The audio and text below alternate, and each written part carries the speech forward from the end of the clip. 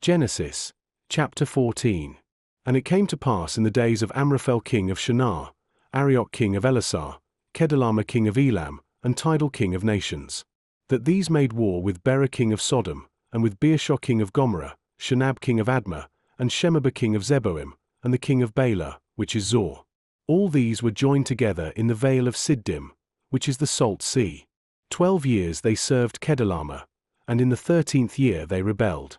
And in the 14th year came Kedorlaomer, and the kings that were with him, and smote the Rephaims in Ashtaroth-Karnaim, and the Zuzims in Ham, and the Amims in Shaveh-Kiriathaim, and the Horites in their Mount Seir, unto Elparan, which is by the wilderness. And they returned, and came to En-Mishpat, which is Kadesh, and smote all the country of the Amalekites, and also the Amorites, that dwelt in Hazazontamar.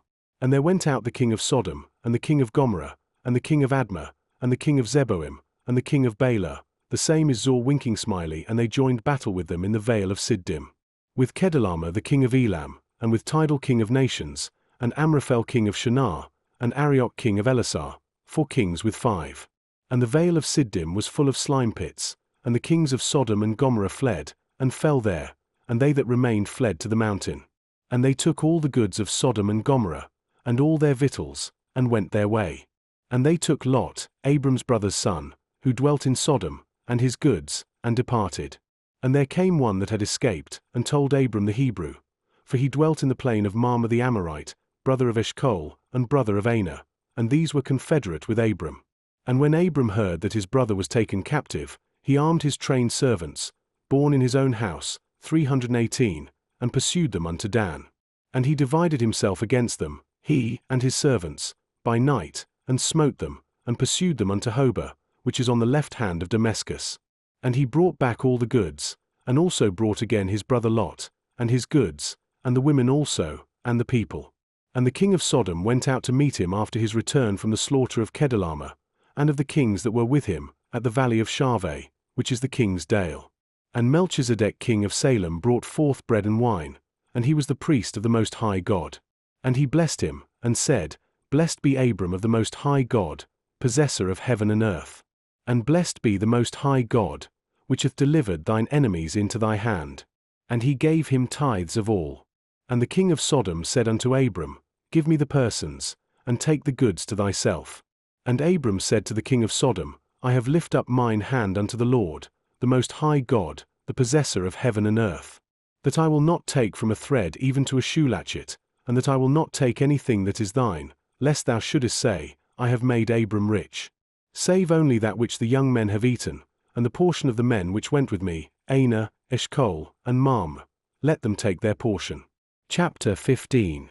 After these things the word of the Lord came unto Abram in a vision, saying, Fear not, Abram, I am thy shield, and thy exceeding great reward. And Abram said, Lord God, what wilt thou give me, seeing I go childless, and the steward of my house is this Eliezer of Damascus?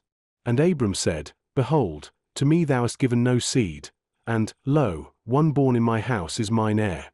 And, behold, the word of the Lord came unto him, saying, This shall not be thine heir, but he that shall come forth out of thine own bowels shall be thine heir. And he brought him forth abroad, and said, Look now toward heaven, and tell the stars, if thou be able to number them. And he said unto him, So shall thy seed be. And he believed in the Lord, and he counted it to him for righteousness. And he said unto him, I am the Lord that brought thee out of Ur of the Chaldees, to give thee this land to inherit it. And he said, Lord God, whereby shall I know that I shall inherit it? And he said unto him, Take me an heifer of 3 years old, and a she-goat of 3 years old, and a ram of 3 years old, and a turtle-dove, and a young pigeon. And he took unto him all these, and divided them in the midst, and laid each piece one against another, but the birds divided he not. And when the fowls came down upon the carcasses, Abram drove them away. And when the sun was going down, a deep sleep fell upon Abram, and, lo, an horror of great darkness fell upon him.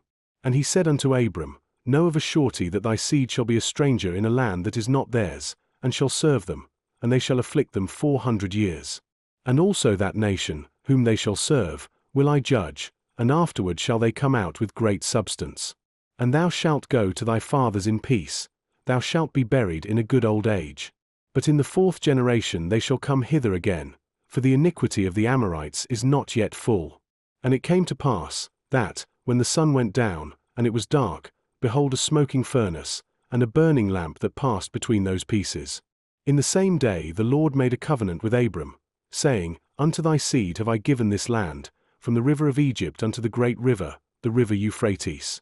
The Kenites, and the Kenizzites, and the Cadmonites, and the Hittites, and the Perizzites, and the Rephaims, and the Amorites, and the Canaanites, and the Girgashites, and the Jebusites.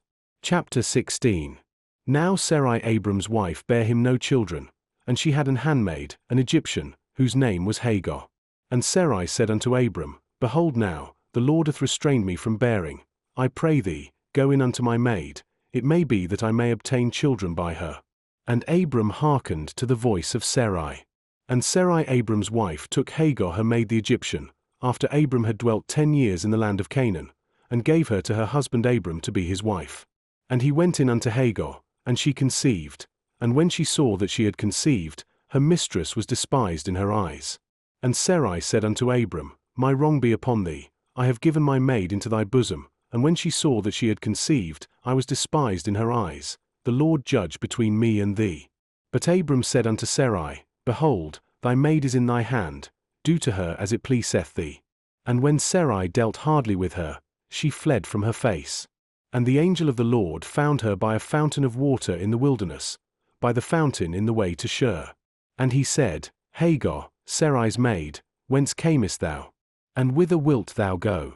And she said, I flee from the face of my mistress Sarai.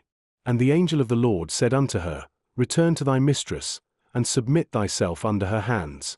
And the angel of the Lord said unto her, I will multiply thy seed exceedingly, that it shall not be numbered for multitude. And the angel of the Lord said unto her, Behold, thou art with child, and shalt bear a son, and shalt call his name Ishmael, because the Lord hath heard thy affliction. And he will be a wild man, his hand will be against every man, and every man's hand against him, and he shall dwell in the presence of all his brethren. And she called the name of the Lord that spake unto her, Thou God sayest me. For she said, Have I also here looked after him that seeth me? Wherefore the well was called Beer-lahai-roi. Behold, it is between Kadesh and Bed. And Hagar bare Abram a son, and Abram called his son's name, which Hagar bare, Ishmael. And Abram was 86 years old, when Hagar bare Ishmael to Abram.